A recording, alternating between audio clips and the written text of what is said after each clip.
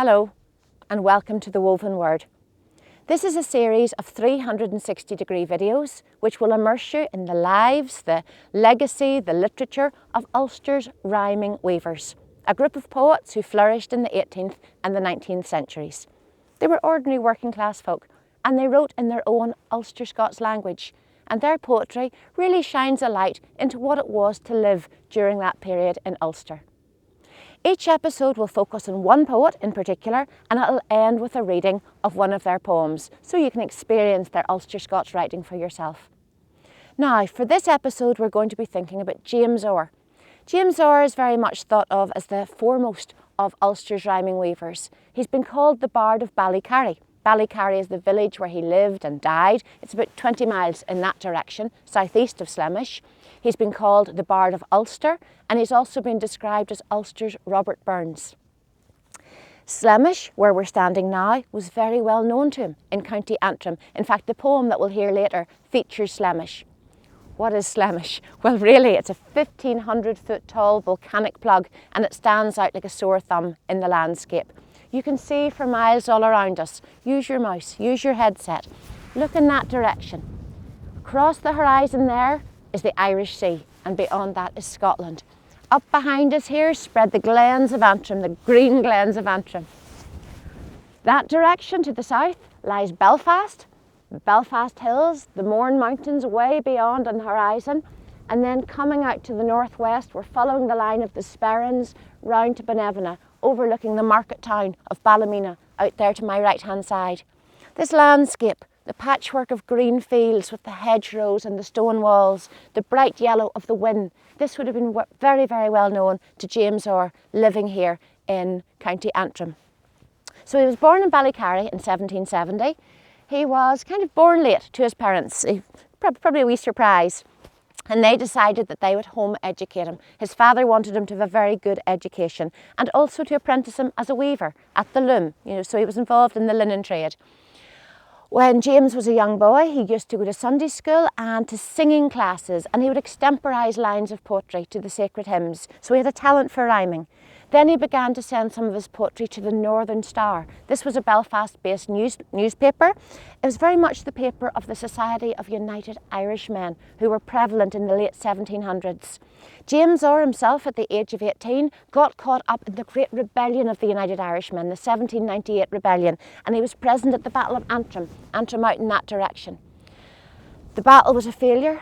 Many of the rebels went into hiding, some of them here on Slemish Hill. James Orr himself went into hiding and then fled to America. And out in America he continued to write poetry, but then he came back home again in the early 1800s. In 1804, he brought out his own first collection of poetry, poems on various subjects. Some of them were pastoral, some of them were political, some of them were to do with the landscape, some of them were to do with the oppression of the poor tenants by greedy landlords. He was a very sympathetic and empathetic kind of a character, very non-sectarian, very much a man of the people. But he had been, I guess you would say, traumatised perhaps by what he experienced in 1798. His health declined, he took a little bit too much drink, and he became quite ill. In fact, he died when he was only 46 years old. Shortly before he died, he requested that a second volume of his poetry be brought out, and any proceeds from that should be used to help the poor in his native village. So he died, and he's buried in Temple Corran, and some years after his death, a very handsome Masonic monument went up to mark his place of rest. The poem that you're going to hear is going to be read by my friend Matthew Warwick. It's called The Wanderer, and it reflects these troubled times around the 1798 rebellion. A guy is in hiding. He has come here to Slemish. There's a terrible storm all around.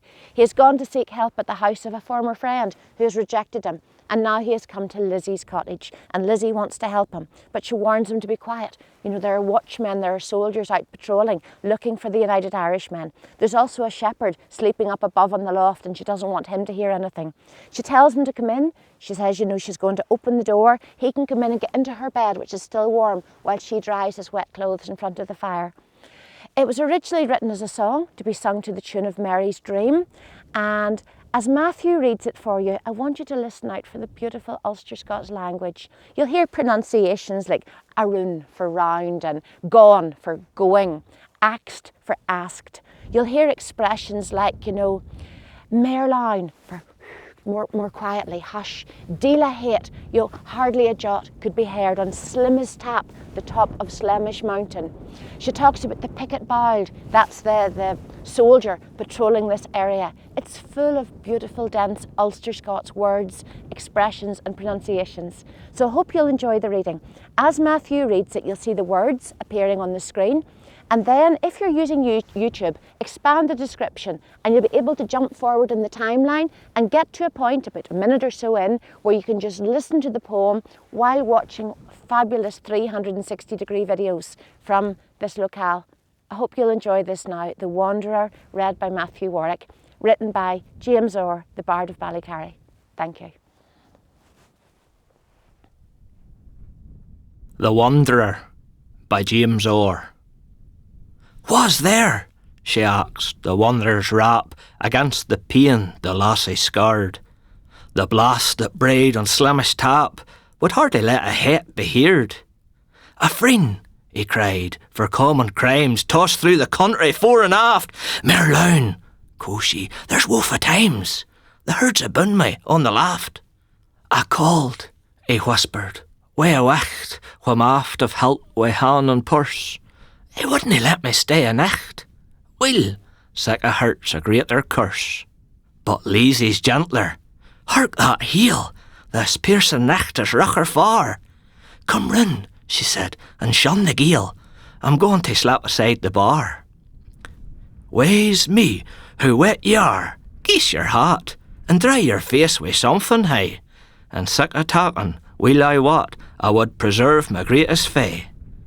We'll mak nae fire, the picket bowld mach see the licht, and maybe stop. But I'll sit up, my bed's no cowl. Gae tell it a wee, and tak a nap."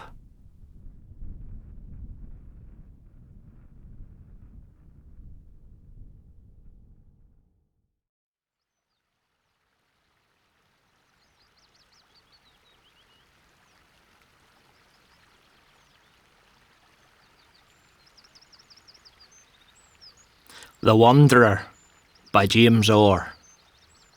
"Wha's there?" she asked, the wanderer's rap against the pain the lassie scarred. The blast that brayed on Slemish Tap would hardly let a het be heard. "A friend," he cried, "for common crimes tossed through the country fore and aft. Merlown," quo' she, "there's woeful times. The herds aboon me on the laft." "I called," he whispered, "wi' a wicht, whom aft of help wi' hand and purse. He wouldn't let me stay a nicht. Well, sick a hurt's a greater curse. But Lizzie's gentler. Hark that heel, this piercing nicht is rucher far. Come round," she said, "and shun the gale. I'm going to slap aside the bar. Wae's me, who wet ye are, geese your hat, and dry your face wi' something high. And sick a talking, will I wat, I would preserve my greatest fay. We'll mak nae fire, the picket bowld mach see the licht, and maybe stop. But I'll sit up, my bed's no cowl. Gae tell it a wee, and tak a nap."